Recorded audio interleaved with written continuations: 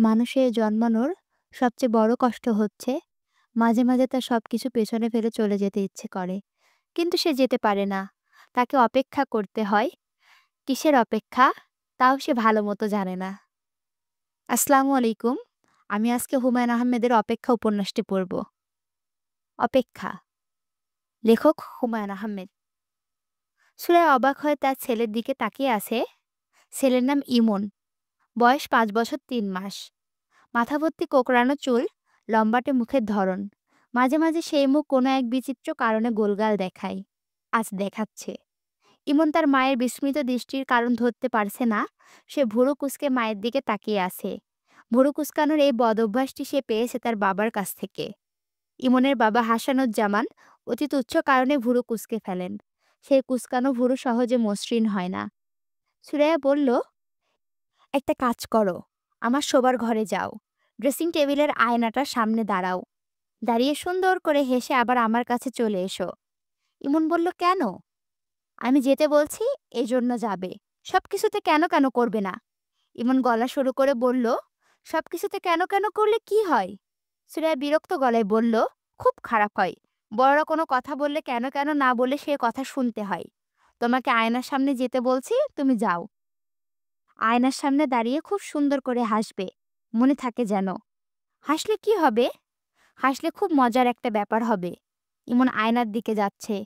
খুব যে আগ্রহের সঙ্গে যাচ্ছে তা না। আয়নার সামনে দাঁড়িয়ে হাসলে মজার কিছু হবে বলে তার মনে হচ্ছে না। বড়রা যে প্রায় অর্থহীন কথা বলে, এই সত্য সে ধরতে শুরু করেছে। ইমন আয়নার সামনে গেল।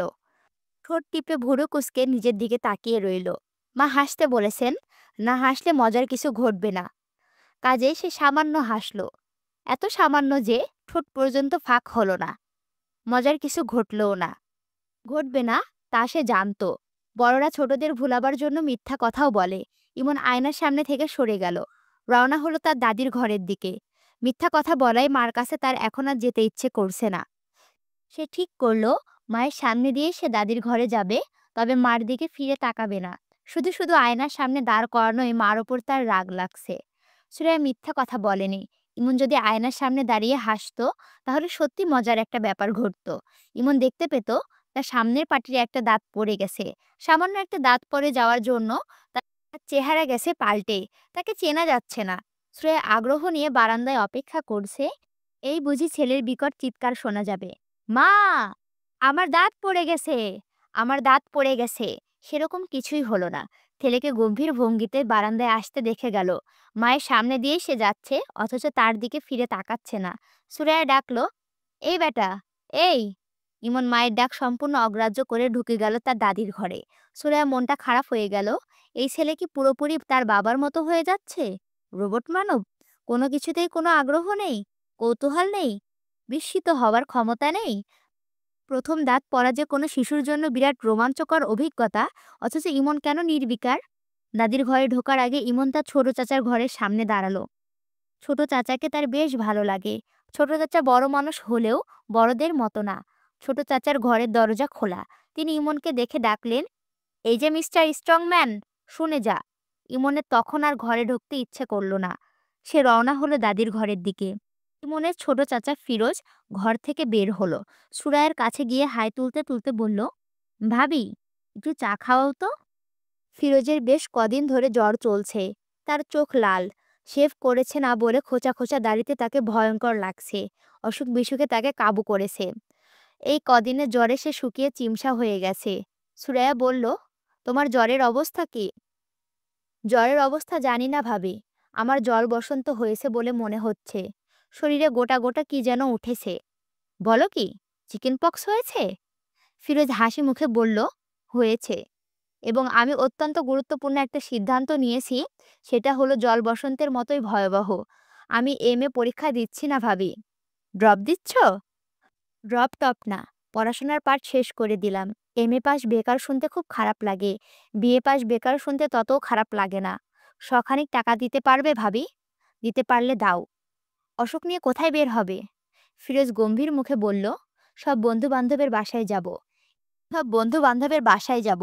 এমএ পরীক্ষা যে দিচ্ছি না, এই খবরটা দেব এবং জল বসন্তের জীবাণু ডিস্ট্রিবিউট করে আসব। ওরা বুঝবে কত ধানে কত চাল। ভাবি শোনো, চা যে আনবে শুধু liquor, no milk no sugar. আচ্ছা থাক, চা লাগবে না। চা খাবো ভেবেই কেমন বমি বমি লাগছে। চায়ের বদলে টাকা দাও। ১০০ না পারলে ৫০, ৫০ না পারলে ২০। সুরায়া শান্ত গলায় বলল, টাকা আমি দিচ্ছি, তুমি আমার কথা শোনো। কোথাও বের হইও না, শুয়ে রেস্ট নাও। কদিন আগেই জন্ডিস থেকে উঠেছ। ফিরোজ শোবার ঘরের দিকে চলে গেল। বিছানায় শুয়ে থাকার জন্য না, কাপড় বদলাবার জন্য গেল। ৪ দিন ঘরে থেকে তার দম বন্ধ হয়ে আসছে। নিঃশ্বাস ফেলার জন্য তাকে বাইরে যেতেই হবে। জল বসন্তের জীবাণু ডিস্ট্রিবিউটের ব্যাপারেও সে রসিকতা করছে না। সে সে আসলেই ঠিক করে রেখেছে সব বন্ধু-বান্ধবের সঙ্গে দেখা করবে। যতদূর সম্ভব ঘষাঘষি করে আসবে। আকলিমা বেগমের ঘর থেকে তার এবং ইমনের হাসির শব্দ আসছে। ইমন হাসতে হাসতে প্রায় ভেঙে পড়ে যাচ্ছে। হিসকির মতো শব্দ উঠছে। সুরাইয়া ভ্রু কুঁচকে ফেলল। তার কোনো কথাতে তো ছেলে এমন হাসে না। শাশুড়ির ঘরে কি এমন ঘটল যে ছেলে হাসতে হাসতে হিসকির মতো শব্দ উঠে গেল? বাচ্চারা বাচ্চাদের সঙ্গ পছন্দ করবে। ৭০ বছরের একজন বৃদ্ধার সঙ্গ তার কেন এত পছন্দ হবে? সুরাইয়ার সবচেয়ে যেখানে আপত্তি, তা হচ্ছে ছেলে তার দাদির সঙ্গ থেকে থেকে গ্রাম্য ভাষা শিখে গেছে। আকলিমা বেগম বিশুদ্ধ নেত্রীকোনার ভাষায় কথা বলেন। বিসুন আয়না বাও দে, অর্থাৎ পাখা এনে বাতাস করো। জাতীয় অদ্ভুত ভাষা। শিশুরা অদ্ভুত ভাষাটা সহজে গ্রহণ করে। ইমন এর মধ্যে তার দাদির কাছ থেকে বিকট বিকট কিছু শব্দ শিখেছে। খুব স্বাভাবিকভাবে সেই শব্দগুলি বলে। আর সুরাইয়া আতঙ্কে অস্থির হয়। এই তো কয়দিন আগে ইমন খুব স্বাভাবিকভাবেই বলল, ব্যথা করছে। সুরাইয়া বলল, কোথায় ব্যথা করছে? পেটে? ইমন বলল, না, পেটে না। তাহলে কোথায়? ইমন ভুরু কুঁচকে বলল, পুন্দে ব্যথা। সুরাইয়া হতবম্ব। পুন্দে ব্যথা মানে? এটা কোন ধরনের ভাষা? সুরাইয়া প্রায় কেঁদে ফেলার উপক্রম করল। এই ছেলে কি সব ভাষা শিখছে? ইমন সরু চোখ করে তার মার দিকে তাকিয়ে আছে। তার কোথাও কোনো ব্যথা নেই। সে একটা নতুন শব্দ শিখেছে। মার ওপর সে এই শব্দের প্রভাব লক্ষ্য করছে। বুঝতে পেরেছে প্রভাব ভয়াবহ। কাজেই এই শব্দ তাকে আরও ব্যবহার করতে হবে। সুরাইয়া শাশুড়িকে এইসব নিয়ে কিছু কথা বলতে পারছে না। তিনি যদি স্থায়ীভাবে তাদের সঙ্গে থাকতেন, তাহলে সুরাইয়া অবশ্যই বলতো। তিনি প্রতি বছর মাসখানেকের জন্য তার ছেলের কাছে থাকতে আসেন। সম্মানিত একজন অতিথিকে নিশ্চয়ই মুখের ওপর বলা যায় না, আপনি আমার ছেলেকে আজে বাজে ভাষা শেখাবেন না। তিনি যখন পান খেয়ে মেঝেতে পিক ফেলেন, তখন তাকে বলা যাবে না, মা, আপনি পানির পিক মেঝেতে না ফেলে বেসিনে ফেলবেন। তার শাশুড়ির যে ব্যাপারটা সুরাইয়ার অসহ্য লাগে হচ্ছে, তিনি শাড়ির নিচে ব্লাউজ টিলাউজ কিছুই পরেন না। তার নাকি দম বন্ধ লাগে। সুরাইয়া লক্ষ্য করেছে ইমন কৌতূহলী চোখে তার দাদুর অদূর গায়ের দিকে তাকিয়ে থাকে। এই বয়সের বাচ্চাদের কৌতূহল থাকে তীব্র। ইমন যে তার দাদুর ঘরে ছোবার জন্য এত ব্যস্ত, এটাও তার একটা কারণ হতে পারে। এখন বাজছে ১১টা। ফিরোজ জ্বর নিয়ে বের হয়ে গেছে। মনে হচ্ছে সে তার এমএ পরীক্ষা সত্যিই দেবে না। ফিরোজ এই একটি ব্যাপার আছে, হাসি তামাশা করেও যা বলে তাই। সুরাইয়া গভীর মুখের বারান্দায় দাঁড়িয়ে আছে। তার হাতে ক্রিমের একটা কৌটা। কৌটায় ইমনের দাঁত। দাঁতটা সুরাইয়া সকালবেলা বিছানা ঠিক করতে গিয়ে পেয়েছে এবং অতি মূল্যবান বস্তুর মতো কৌটায় ভরে রেখেছে। ইমন নিশ্চয়ই দাঁতটা পেয়ে খুব খুশি হবে। একটা বস্তু নিজের শরীরের অংশ ছিল, এখন আর নেই। ব্যাপারটার মধ্যে বিরাট নাটকীয়তা আছে। ইমন তার দাদির ঘর থেকে বের হচ্ছে না। আকলিমা বেগম ডাকলেন, বৌমা, হুই না যাও। সুরাইয়া তার শাশুড়ির দরজার সামনে দাঁড়ালো। তার মনটা খারাপ হয়ে গেল। কি বিশ্রী ব্যাপার! আকলিমা বেগমের শরীরের ওপরের অংশে আজ কোনো কাপড় নেই। শাড়ির ওপরের অংশটা তিনি কোমরে প্যাঁচ দিয়ে পরে আছেন। আকলিমা বেগম হাসি মুখে বললেন, কয়বার দেখছো ইমাইন্নার দাঁত পড়ছে? সুরাইয়া গা কাটা দিয়ে উঠল। ইমাইন্না? ইমাইন্না আবার কি? তার ইমন কি কাজের ছেলে যে তাকে ইমাইন্না ডাকতে হবে? বান্দরডারে কি সুন্দর লাগতাছে দেখ। বান্দরডা আবার ফোকলা দাঁতে হাসে। ও বান্দর, তুই হাসস কেন? ইমাইন্না বান্দর হাসে, ভ্যাকভ্যাকাইয়া হাসে। ইমন কি হাসবে? আকলিমা বেগম হেসে হেসে কুটি কুটি হচ্ছেন। তিনি পা লম্বা করে মেঝেতে হেলান দিয়ে বসেছেন। ইমন বসে আছে তার পা ছড়ানো পায়ের ওপর। তিনি মাঝে মাঝে পা নাড়াচ্ছেন। ইমনের আনন্দ তাতে উথলে উঠছে।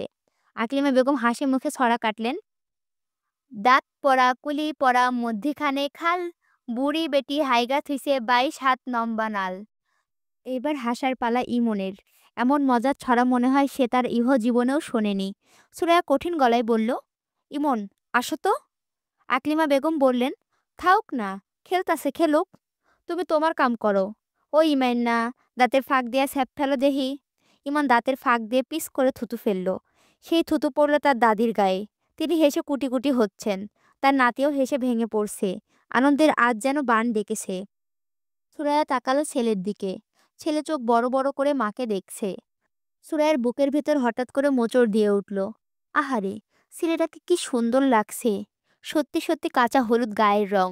সুরাইয়া নিজে এত ফর্সা না, তার বাবাও না। ছেলে এমন গায়ের রং পেল কোথায়? দাঁত পড়ায় ছেলের চেহারা আজ আরো সুন্দর হয়ে গেছে। দাঁত পড়া ছেলেটার অদ্ভুত মুখটায় ক্রমাগত চুমু খেতে ইচ্ছে করছে। শাশুড়ি পায়ের ওপর থেকে ছেলেটাকে জোর করে ধরে নিয়ে আসলে কেমন হয়? খুব ভালো হয়, কিন্তু সম্ভব না। সুরায়া চলে এলো। তার ইচ্ছে করছে ইমনের বাবার অফিসে একটা টেলিফোন করতে। টেলিফোন করাও সমস্যা। তাদের টেলিফোন নেই। বাড়িওয়ালা বাসা থেকে টেলিফোন করতে হয়। বাড়িওয়ালা বাসায় থাকলে কিছু বলেন না, কিন্তু তিনি বাসায় না থাকলে তার স্ত্রী খুব বাঁকাভাবে কিছু কথা শুনিয়ে দেয়। তাছাড়া কারণে অকারণে টেলিফোন করা ইমনের বাবার পছন্দ না। হাসানুজ্জামান অনেকবার বলেছে, এক্সট্রিম ইমার্জেন্সি ছাড়া টেলিফোন করবে না। আমার টেবিলে টেলিফোন থাকে না। বড় সাহেবের টেবিলে টেলিফোন। ওনার সামনে এসে কথা বলতে হয়। উনি মুখের দিকে তাকিয়ে থাকেন, খুব অস্বস্তি লাগে। টেলিফোনে ইমনের বাবার সঙ্গে কথা বলতে সুরাইয়ের খুব ভালো লাগে। তার গলাটা টেলিফোনে সম্পূর্ণ অন্যরকম শোনা যায়। খুবই আন্তরিক লাগে। মনে হয় গভীর ধরনের একজন মানুষ মায়া মায়া গলায় কথা বলছে। সুরাইয়া একটা ছেলে মানুষের স্বপ্ন হচ্ছে কোনো একদিন তাদের টেলিফোন আসবে এবং সে তখন রোজ 1 ঘন্টা করে ইমনের বাবার সঙ্গে কথা বলবে। মানুষটা বিরক্ত হোক বা রাগ হোক, কিছুই আসে যায় না। সে কথা বলবেই। ছেলের দাঁত পড়ে যাওয়া নিশ্চয়ই কোনো এক্সট্রিম ইমার্জেন্সি না। টেলিফোনে এই খবর দিলে ইমনের বাবার রেগে যাওয়ার সম্ভাবনা। তবে রাগটা সে প্রকাশ করবে না। যতই রাগ হোক, মায়া মায়া করে কথা বলবে। ফিরোজের জল বসন্ত, এটাও তো দেবার মতো খবর। সে এমএ পরীক্ষা দেবে না, এটাও বলা যেতে পারে। অনেক কিছুই তো আছে বলার মতো। অবশ্যই আরেকটা অত্যন্ত গুরুত্বপূর্ণ খবর আছে। সেই খবরটা টেলিফোনে দেওয়া যাবে না। সব খবর কি আর টেলিফোনে দেওয়া যায়? সুরাইয়া টেলিফোন করা ঠিক করল। ভারী এবং রাগী গলার এক ভদ্রলোক টেলিফোন ধরলেন। কাকে চাই? এমনভাবে বললেন যেন কাউকে চাওয়াটা শাস্তিযোগ্য অপরাধ। সুরাইয়া হকচকিয়ে গিয়ে বোকার মতো বলল, দয়া করে ইমনের বাবাকে দিন। ইমনের বাবার নামটা জানতে পারি? সুরাইয়া লজ্জিত গলায় নাম বলল। ভদ্রলোক বললেন, আপনি ধরে থাকুন, লাইন ট্রান্সফার করে দিচ্ছি। তার প্রায় সঙ্গে সঙ্গে ইমনের বাবা মায়া মায়া গলায় বলল, কে? সুরাইয়া, কেমন আছো? সুরাইয়ার এত ভালো লাগলো যে সে চোখে প্রায় পানি এসে গেল। সে বোকার মতো বলে বসল, এখনো আসছো না কেন? অফিস ছুটি হোক, তারপর আসবো। শোনো, ইমনের দাঁত পড়ে গেছে। ওপরের পাটির দাঁত। তাকে যে কি অদ্ভুত দেখাচ্ছে। তার কি দাঁত পড়ার মতো বয়স হয়েছে? 6 বছরে দাঁত পড়ে। ওর 5 বছর 3 মাস। ও আচ্ছা। তোমার ভাইয়ের গায়ে গোটা গোটা কি যেন হয়েছে। ওর ধারণা জল বসন্ত। সে জল বসন্ত নিয়েই বাইরে গেছে। ও আচ্ছা। আমাকে বলছিল সে এমএ পরীক্ষা দেবে না। নিশ্চয়ই ঠাট্টা করেছে। আমার কাছে ঠাট্টা বলে মনে হয়নি। আচ্ছা শোনো, এই যে হঠাৎ টেলিফোন করলাম, রাগ করনি তো? না, রাগ করব কেন? টেলিফোন করাটা তো কোনো ক্রাইম না। তোমার বড় সাহেব, উনি কি তোমার দিকে তাকিয়ে আছে? উনি তাকিয়ে থাকবেন কেন? টেলিফোন তো আমার টেবিলে। আমাকে টেলিফোন দিয়েছে। বলো কি? কবে দিয়েছে? গত সপ্তাহে। ডিরেক্ট লাইন না, পিবিএক্স লাইন। গত সপ্তাহে টেলিফোন দিয়েছে, তুমি আমাকে বলনি কেন? এটা কি বলার মতো কোনো ব্যাপার? অবশ্যই বলার মতো ব্যাপার। আশ্চর্য, তুমি এরকম কেন? আমাকে কিছুই বলো না। আচ্ছা শোনো, তুমি আমাকে কার্ড ফোনের একটা কার্ড করিয়ে দেবে। আমি রোজ তোমাকে টেলিফোন করব। সুরাইয়া শুনল ইমনের বাবা হাসছে। আজ কিন্তু অনেকক্ষণ তোমার সঙ্গে কথা বলবো। তোমার কাজ থাকুক আর যাই থাকুক। সুরাইয়া, আজ 4টার সময় আমার একটা মিটিং আছে।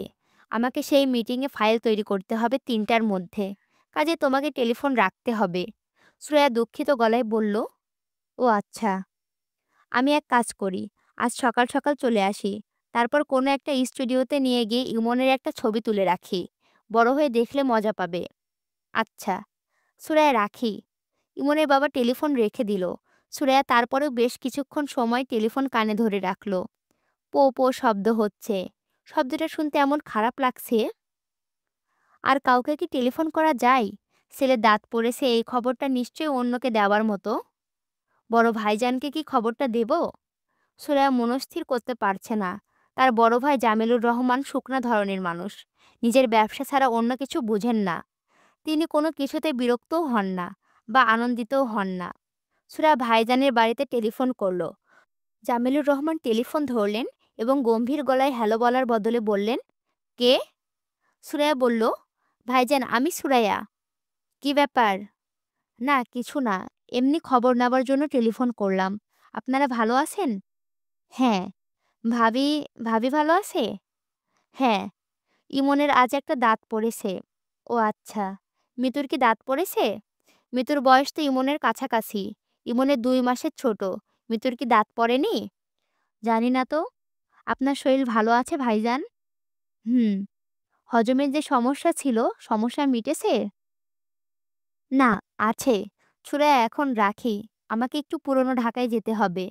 তোরা একদিন চলে আসিস। জামাইকে নিয়ে আসিস। তোর শাশুড়িকেও নিয়ে আসিস। সুরাইয়া কিছু বলার আগেই তিনি টেলিফোন রেখে দিলেন।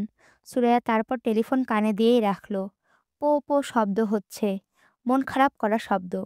তারপরেও আজ কেন জানি শব্দটা শুনতে ভালো লাগছে। মানুষের জীবনে একেকটা দিন একেক রকমের হয়ে আসে। কোনো দিন মন খারাপ হবার মতো ব্যাপার ঘটলেও মন খারাপ হয় না, বরং মন ভালো হয়ে যায়। আজ মনে হয় সেই রকমই একটা দিন। ব্যাপারটা কি? রাত ১১টা বাজে, ইমনের বাবা এখনো আসছে না? শ্রেয়া প্রাণপণ চেষ্টা করছে দুশ্চিন্তা না করতে।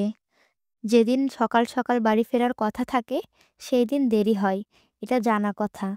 তার কোনো বন্ধু হয়তো তাকে বাসায় নিয়ে গেছে, তার ছেলের জন্মদিন বা এ জাতীয় কিছু। রাতে না খাইয়ে ছাড়বে না। খাওয়া-দাওয়া শেষ করে গল্প করতে করতে দেরি হচ্ছে। সুরাইয়া বারান্দায় হাঁটাহাঁটি করছে। একবার ফিরোজের ঘরে উঁকি দিল। ফিরোজও ফেরেনি। তাকে নিয়ে দুশ্চিন্তা করার কিছু নেই। সে প্রায় রাত বেরাতেই বাড়ি ফেরে। একবার ফিরেছিল রাত ৩টায়। কিন্তু ইমনের বাবা তো কখনো এত দেরি করে আসে না। সত্যিকারের কোনো বিপদ হয়নি তো? বড় শহরের বিপদগুলিও হয় বড় বড়। কোনো কারণ ছাড়াই হঠাৎ গন্ডগোল লেগে যায়। গাড়ির কাঁচ ভাঙা হতে থাকে, ককটেল ফুটাতে থাকে। একসময় পুলিশের গাড়ি আসে। বেশিরভাগ সময় পুলিশেরা গাড়ি থেকে নামে না। যদি নামে, তাহলে নিরীহ মানুষ যারা সাথেও নেই পাশেও নেই, তাদের দিকে হুঙ্কার দিয়ে ছুটে আসে। লাঠিপেটা করা হয়, মাথা ফাটিয়ে দেয়। যেদিন কোথাও কোনো গন্ডগোল থাকে না, সেদিন ফুটপাতে ট্রাক উঠে পড়ে। এই অদ্ভুত শহরে নিশ্চিন্ত হয়ে ফুটপাত দিয়ে হাঁটারও উপায় নেই। আজ কি শহরে কোনো গন্ডগোল হচ্ছে? পত্রিকায় তো কিছু লেখেনি। পত্রিকাটা অবশ্য সুরাইয়ার ভালো মতো পড়া হয়নি। এখন বারান্দায় বসে পত্রিকাটা পড়া যায়। এতে সময় কাটবে। সুরাইয়ার কেন জানি মনে হচ্ছে রাত ১২টা বাজার সঙ্গে সঙ্গে ইমনের বাবা আসবে। তার আবার যা মনে হয় তাই হয়। সুরাইয়া পত্রিকা নিয়ে বসল। রাত ১২টা ৫ পর্যন্ত সে পত্রিকা পড়ল। কেউ এলো না। সুরাইয়ার বমি বমি লাগছে। এই বমি উদ্বেগজনিত বমি না। এর কারণ ভিন্ন। তার শরীরে আরেকজন মানুষ বাস করছে। সে তার অস্তিত্ব জানান দিচ্ছে। মানুষটার কথা হাসানকে এখনো বলা হয়নি। আজ বলে ফেললে কেমন হয়? শুধু তার শাশুড়ি জানেন। ছেলের বাড়িতে পা দেওয়ার কিছুক্ষণের মধ্যেই তিনি নিচু গলায় বললেন, ও বউ, তোমার কয় মাস? সুরাইয়া হতবম্ব। তার মাত্র ৩ মাস চলছে। কারো কিছু বোঝার কথাই না। তিনি কি করে বুঝলেন? পুরোনো দিনের মানুষদের চোখ এত তীক্ষ্ণ? আকলিমা বেগম ঘুমিয়ে পড়েছেন। তিনি জেগে থাকলে সুরাইয়া তার উদ্বেগ খানিকটা তার সঙ্গে ভাগাভাগি করতে পারত। তাকে কি ডেকে তুলবে? না, আরও আধা ঘন্টা যাক। তাকে না জাগানোই ভালো। তিনি জেগে গেলে ঝামেলা করবেন, কান্নাকাটিও শুরু করতে পারেন। এই বয়সের মানুষদের মাথা ঠিক থাকে না। আকলিমা বেগমের মাথা মনে হয় একটু রকমের বেশিই বেঠিক। তিনি রাতে ভাত খেয়ে ঘুমিয়ে পড়েন। রাত ১টা ১:৩০টার দিকে জেগে ওঠেন। শুরু হয় একা একা কথা বলা, বারান্দায় হাঁটা, মাঝে মধ্যে গানের মতো সুর করে কি জানি বলেন। শুনতে ভালোই লাগে। প্রথমবার শুনে সুরাইয়া চমকে উঠে বলেছিল, আম্মা গান গাচ্ছেন নাকি? হাসান বিরক্ত গলায় বলেছে, গান গাইবে কেন? টেনে টেনে কথা বলছে। কথাগুলো কি বুঝতে পারছো? না। উনি কি সবসময় এরকম করে করেন? না আজই করছেন? প্রায় করেন। ফালতু আলাপ বন্ধ করে ঘুমানোর চেষ্টা করো। সুরাইয়া বারান্দায় বসে আছে। বারান্দা থেকে রাস্তা দেখা যায় না। বাড়িওয়ালা তার বাড়ির চারিদিকে খুব উঁচু করে দেওয়াল দিয়েছে। দেওয়ালে আবার সূচালো লোহার শিক বসানো, যেন চোর দেওয়াল টপকে ঢুকতে না পারে। গেট আছে, গেটে দারোয়ান নেই। সব ভাড়াটের কাছে একটা করে চাবি দেওয়া। রাত বেরিতে কেউ ফিরলে চাবি দিয়ে গেট খুলে ঢুকতে হয়। ৩ তলা বাড়ির, ১ তলায় ২ জন ভাড়াটে থাকেন, ৩ তলায়ও ২ জন ভাড়াটে। ২ তলায় সবটা নিয়ে থাকেন বাড়িওয়ালা। এদের কারোর সঙ্গেই সুরাইয়ের কোনো যোগ নেই। যোগ থাকলে ভালো হতো। আজ এই বিপদের সময় এদের কাছে ছুটে যাওয়া যেত। বিপদে তারা কি করতো না করতো সেটা পরের কথা। সুরাইয়াদের পাশের ডান দিকের ফ্ল্যাটে থাকেন আব্দুল মজিদ সাহেব। বেঁটে খাটো মানুষ, গাট্টা-গোট্টা চেহারা, মুখে সবসময় পান। সকালে যখন ব্রিফকেস হাতে বের হন, তখন ভুরভুর করে জর্দার গন্ধ পাওয়া যায়। সুরাইয়ের সঙ্গে দেখা হলে থমকে দাঁড়ান, অকারণে গলা খ্যাকরি দেন। তার চোখের দৃষ্টি গা বেয়ে নামতে থাকে। ভয়ঙ্কর ব্যাপার। সুরাইয়া কয়েকবার ইচ্ছে করেই বলেছে, আপনি এইভাবে তাকান কেন? এইভাবে তাকাবেন না। আমি নিতান্তই ভদ্র মেয়ে বলে কিছু বলছি না। কোনো একদিন কঠিন কোনো মেয়ের পাল্লায় পড়বেন। সে উলের কাঁটা দিয়ে আপনার চোখ গেলে দেবে। বিপদ যতই বড় হোক, আব্দুল মজিদ সাহেবের কাছে যাওয়া যাবে না। কোথাও কি টেলিফোন করা যায়? বাড়িওয়ালা সকাল সকাল ঘুমিয়ে পড়লেও তাদের ছোট মেয়েটা এবার এসএসসি পরীক্ষা দেবে। বলতে গেলে প্রায় সারা রাতে জেগে পড়ে। দরজায় ধাক্কা দিলে সে দরজা খুলে দেবে। কোথায় টেলিফোন করবে? ভাইজানের বাড়িতে? তাকে কি বলবে? ভাইজান ১০টার ভেতরে ঘুমিয়ে পড়েন। একবার ঘুমিয়ে পড়লে তাকে জাগানো নিষেধ। ভয়ঙ্কর বিপদ। এই কথা বললে তাকে হয়তো ডেকে দেবেন। তিনি সব শুনে হাই তুলতে তুলতে বলবেন, এত রাতে কোথায় খোঁজ করবি? সকাল হোক। তাছাড়া পুরুষ মানুষ এরা ১-২ রাত বাইরেই থাকে। অফিসে? অফিসে কি কেউ রাত যে ১টা পর্যন্ত খোলা রাখে? হাসপাতালে? অ্যাক্সিডেন্ট করা কেউ হাসপাতালে ভর্তি হয়েছে কিনা জানতে চাওয়া? নাম হাসানুজ্জামান, বয়স ৩২, পরনে চেক ফুল শার্ট, খয়েরি প্যান্ট, পায়ে স্যান্ডেল, চোখে কালো ফ্রেমের চশমা, গায়ের রং ফর্সা, দেখতে সুন্দর হালকা পাতলা। টেলিফোনে তার গলার স্বর খুব মিষ্টি। সুরাইয়া চমকে উঠল। ছিছি, এসব সে কি ভাবছে? হাসপাতালের কথা মনে আসছে কেন? মানুষটা হাসপাতালে কেন যাবে? কুচিন্তা মনে আসা ঠিক না। যে চিন্তা মনে আসে তাই হয়। ভালো কোনো চিন্তা মনে আনতে হবে। সুন্দর কোনো চিন্তা। বৌমা, বারান্দায় বইসা আছো কেন? সুরাইয়া উঠে দাঁড়ালো। আকলিমা বেগমের ঘুম ভেঙেছে। তিনি বারান্দায় চলে এসেছেন। বাকি রাতটা বারান্দায় হাঁটাহাঁটি করে এবং গান গেয়ে কাটাবেন। সুরাইয়া বলল, আম্মা, ও এখনো ফেরেনি। রাইত কত হইছে? ২টা বাজতে ৫ মিনিট। রাইত তো মেলা হইছে। জি। তুমি ভাত খাইছো? জি না। যাও, তুমি গিয়া ভাত খাও। চিন্তার কিছু নাই। পুরুষ মানুষ ২-১ রাত দেরি করেই। এটা নিয়া চিন্তার করা কিছু নাই। বন্ধু-বান্ধবের বাড়িতে গেছে, তাস খেলতাছে। ও তাস খেলে না মা। খেলে না বইলা যে কোনোদিন খেলবো না এমন কোনো কথা নাই। বিলাই আর পুরুষ মানুষ এই ২ জাতের কোনো বিশ্বাস নাই। ২টাই ছোকছোকানি জাত। যাও, ভাত খাইতে যাও। আমি বসতাছি। যাও কইলাম। সুরাইয়া রান্নাঘরের দিকে রওনা হলো। রান্নাঘরে না যাওয়া পর্যন্ত তার শাশুড়ি এই একটি বিষয় নিয়ে কথা বলতে থাকবেন। ভাত খাও, ভাত খাও। গ্রামের মানুষদের কাছে ভাত খাওয়াটা অত্যন্ত গুরুত্বপূর্ণ ব্যাপার। ইমনকে রাতে খাওয়ানোর সময় সুরাইয়ার প্রচণ্ড খিদে পেয়েছিল। খিদের যন্ত্রণায় নাড়ি পাক দিচ্ছিল। এখন একেবারেই খিদে নেই। বরং বমি বমি ভাব হচ্ছে। ১ গ্লাস লেবুর শরবত বানানো যায়। ঘরে আর কিছু থাকুক বা না থাকুক, লেবু আছে। ইমনের বাবা লেবু ছাড়া ভাত খেতে পারে না। গরম ভাত ছাড়া খেতে পারেন না। পাতে যখন ভাত দেওয়া হবে, তখন সেই ভাতে ফ্যান মাখা থাকতে হবে। ফ্যানে ভাত থেকে ধোঁয়া উঠতে হবে। এমন গরম ভাত মানুষ কপ কপ করে কিভাবে খায় কে জানে। সুরাইয়া চুলা ধরালো। রাতের বেলা হাসান যখন বলে, ভাত বাড়ো, খিদে লেগেছে, তখন সে চুলো ধরিয়ে আধপট চাল দিয়ে দেয়। হাসানের হাত মুখ ধুয়ে টেবিলে আসতে আসতে চাল ফুটে যায়। আজকের অবস্থা ভিন্ন। ভাত রাঁধা থাকুক, কিছু একটা নিয়ে ব্যস্ত থাকা। ভাত রাঁধতেও তো কিছু সময় যাবে। আকলিমা বেগম মেঝেতে পা ছড়িয়ে বসেছেন। তিনি চেয়ারে বসতে পারে না, খাটেও বসতে পারে না। রাতে ঘুমোবার সময় মেঝেতে চাদর বিছিয়ে ঘুমান। সুরাইয়া মেঝেতে মশারি খাটিয়ে দিতে চেয়েছে, তিনি রাজি হননি। মশারি নাকি তাকে কামড়ায় না। বুড়া মানষের রক্তে কোনো টেস্ট নাই গো বউ। শরীরে মশা বয় ঠিকই, কামড় দেয় না। আকলিমা বেগমকে মশা কামড়েছে। তিনি এর মধ্যে কয়েকটা মশা মেরে ফেলেছেন। মৃত মশাগুলি জড়ো করেছেন, যেন এরা মহামূল্যবান কোনো প্রাণী। এদের মৃতদেহগুলির প্রয়োজন আছে। আকলিমা বেগমের বুক ধড়ফড় করছে। এত রাত হয়ে গেল, ছেলে বাসায় ফিরছে না কেন? এই বয়সে সবচেয়ে খারাপটাই আগে মনে হয়। ভয়ংকর কিছু ঘটে গেছে কি? আজকের রাতটা কি ভয়ংকর কোনো রাত?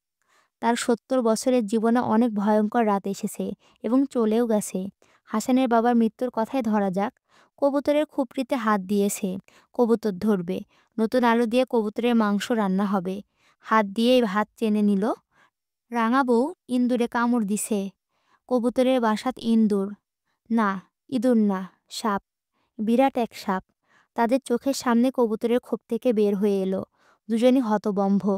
আকলিমা বেগম দিশা হারালেন না। সঙ্গে সঙ্গে পাটের কোষটা খুলে হাতে বাঁধলেন। ওঝা আনতে লোক পাঠালেন। কালা গরুর দুধে হাত ডুবিয়ে রাখলেন। সাদা বর্ণের দুধ যদি কালচে হয়ে যায়, তাহলে বুঝতে হবে জীবনের আশা নেই। দুধ কালচে হলো না। আকলিমা বেগম আশায় আশায় বুক বাঁধলেন। ওঝা এসে পড়ল দুপুরের মধ্যে। ঘণ্টাখানিক ঝাড়াফুঁকের পর বাঁধন খোলা হলো। মানুষটা শান্তির নিঃশ্বাস ফেলে বলল, হাত জ্বইলা যাইতাছিল, এখন ব্যথা কমছে। পানি খাবো বউ, পানি দাও। পানি আনা হলো। পানির গ্লাস হাতে নিয়ে মুখে দেবার আগেই লোকটা মারা গেল। এসব কথা আকলিমা বেগম মনে করতে চান না, তবুও মাঝে মধ্যেই মনে পড়ে। লোকটা পানি খেয়ে মরতে পারল না, ভরা গ্লাস হাতে নিয়ে ধড়ফড় করে মরে গেল। এই দুঃখও কি কম কি? জগতের কোনো দুঃখই কম না। ছোট দুঃখ, বড় দুঃখ, সব দুঃখই সমান। আজ তার জন্যে কি দুঃখ অপেক্ষা করছে কে জানে। মন শক্ত করে রাখতে হবে। বাচ্চা বউটার দিকে তাকিয়ে হলেও মন শক্ত করে রাখতে হবে। বাচ্চা মানুষ, দুঃখ পেয়ে অভ্যাস নেই। বউটাকে ভুলিয়ে ভালিয়ে রাত পার করতে হবে। দিনের বেলা যে কোনো কষ্টে সহনীয় মনে হয়, রাতে ভিন্ন ব্যাপার। কিছু কিছু রাতকে এই জন্যই বলে কাল রাত। কাল দিন বলে কিছু নেই। এটাও একটা আশ্চর্য ব্যাপার। তিনি তার দৈর্ঘ্য জীবনের অভিজ্ঞতায় দেখেছেন, নরম মেয়েগুলো কঠিন বিপদ সামাল দিতে পারে, কিন্তু শক্ত মেয়েগুলি পারে না, চিত হয়ে পড়ে থাকে। এই শক্তের একটা গেরাইমা নাম আছে, চিৎশক্ত। আম্মা, চা নিন। আকলিমা বেগম চায়ের কাপ হাতে নিলেন। শহরে এলে তার চা খাবার রোগে ধরে। বউটা এই ভয়ঙ্কর সময়েও চা বানিয়েছে, এটা ভালো লক্ষণ। মন শক্ত আছে, আসল বিপদ সামাল দিতে পারবে। বৌমা, বাজে কয়টা? ২টা ২৫। রাত কাটতে বেশি দেরি নাই। তুমি ভাত খাইছো? হুম। তুমি ভাত খাও নাই, মিছা কথা বলছো। মুরব্বির সাথে মিছা কথা বলা ঠিক না। যাই হোক, চেয়ার টান দিয়া আমার সামনে বও, তোমার লগে আলাপ আছে। সুরাইয়া চেয়ার টেনে বসল। কেন জানি তার হাত পা ঠান্ডা হয়ে আসছে। বৌমা, মন দিয়া হুনো। আমি একটা গণা গুনছি। গণার মধ্যে পাইছি হাসান ভালো আছে। কাজেই মন খারাপ করবা না, সে আসবো সকালে। কি গণা গুনছেন? সেটা তুমি বুঝবা না। আমি পুরানকালের মানুষ, আমি অনেক গণা জানি। আকলিমা বেগম কোনো গণা জানেন না। বাচ্চা মেয়েটার মন শান্ত করার জন্যে কিছু মিথ্যা কথা বলা। এই মিথ্যা বলার জন্য তার পাপ হচ্ছে, আবার মেয়েটার মন শান্ত করার পুণ্য হচ্ছে। পাপ পুণ্য কাটাকাটি হয়ে সমান সমান। ইমন জেগে উঠল, কাঁদছে। তাকে বাথরুম করাতে হবে। সুরায়া ছেলের কাছে গেল। আকলিমা বেগম আরাম করে চায়ের কাপে চুমুক দিচ্ছেন। ছেলে ফিরছে না, এই দুশ্চিন্তা এখন আর তার মাথায় নেই। গনার ব্যাপারে যা বলেছেন তা সর্বত্রই মিথ্যা। বাচ্চা মেয়েটাকে শান্ত করার জন্যই বলা। বউটা তাকে দেখতে না পারলেও তিনি তাকে খুবই পছন্দ করেন। মেয়েটার মনে দরদ আছে। স্বামীর জন্য সে খুবই ব্যস্ত। আকলিমা বেগমের ঘুম পাচ্ছে। তিনি বারান্দা থেকে উঠলেন। কিছুক্ষণের মধ্যে ঘুম আসবে। কাজে লাগবে তাহলে। সকালে কোনো ভয়ঙ্কর সংবাদ যদি এসে উপস্থিত হয় কে জানে। ইমন বাথরুম করলো, পানি খেলো, সব কিছুই ঘুমের মধ্যে। সুরাইয়া তাকে বিছানায় শুইয়ে দিল। ঘুমের মধ্যে সে বিড়বিড় করে কথা বলছে। আবার মাঝে মাঝে দাঁত কটকট করছে। পেটে কৃমি হয়েছে নাকি? যেভাবে চিনি খাই, পেটে কৃমি হওয়া বিচিত্র না। সুরাইয়া ক্লান্ত গলায় ডাকল, ও বাবু, ও বাবু। ইমন ঘুমের মধ্যেই বলল, কি? তোমার বাবা এখনো আসছে না কেন গো বাবু? ও, আমার খুব অস্থির লাগছে গো সোনা। ইমন আবারও বলল, হুম। আর তখনই বারান্দায় রাখা পানির বালতি থেকে পায়ের পানি ঢালার শব্দ হলো। এই শব্দ সুরাইয়ার খুবই পরিচিত শব্দ। ইমনের বাবা বাইরে থেকে এলেই প্রথম যে কাজটা করে, বালতি থেকে পানি নিয়ে পায়ে ঢালে।